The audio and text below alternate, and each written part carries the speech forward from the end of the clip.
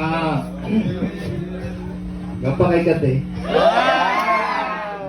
Happy birthday te. Nagpasalamat ko nga butan kay ka. Pero butan gid ay. So wish lang ako si mo padayon si eskwela na aram isa pulminti sa imong likod. And then please always be humble.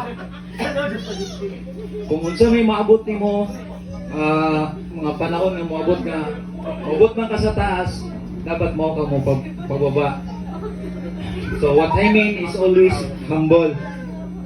Tapos follow your heart, obey your thoughts, but ayaw kalinte.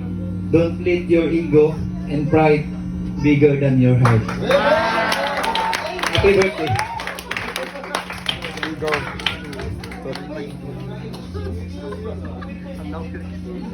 Ate.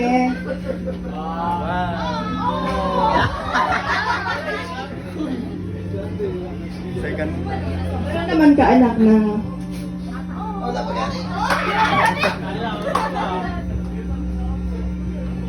since na nagkabatong ka ang buot na kanang kita jud permi ang mag-istorya. Pagdatay pag na ako'y mga hinanakit, istoryahan na taka. Ang grateful kayo ko anak nga naa ka. Na nag-anak ko babae. Kay since nga gianak ka, kami ni Papa, ano kaayo happy kay syempre dugay man nasundan si Kuya. Then naghatag jud ka og kanang happy sa pamilya since na nag-eskwela pa ka.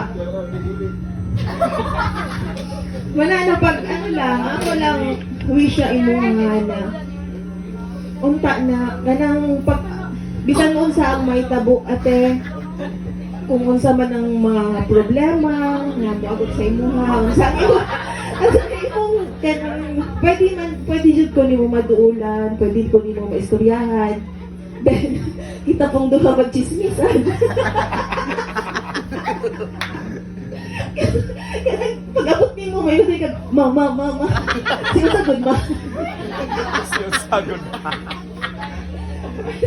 Wala ko sa hinapakaanak ko na wala na kagdili mag-ina, wala na tag igsuon nga mag-istoryahanay. Nya di mang unta tungkol sa maabot na yung mga pangandoy sa kinabuhi. Unta dili ka mausab ang imuhang pagka mapilabangon, maghatagon ka bisan diani karon na nagsugod pa lang ka, wala pa kay trabaho. Then wala kay kanang kulang-kulang akong kwarta, di na kay kwarta. Mingon ka, sige na lang ma, imuha na lang na. And this kay ang utang, may mo na niyo, dili na lang, thank you na lang. Wala lang te, o padayon sa imong pagpaningkamot sa imong pag-eskwela. Tapos, ayaw na pagsalos kay Yesha kung dili ka imaydi.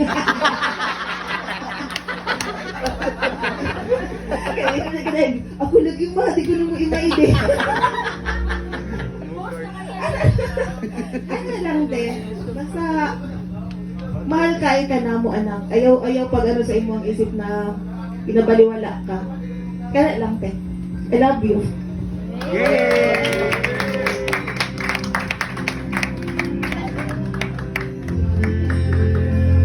And you just stay there po. Can we ask the brothers of Jillian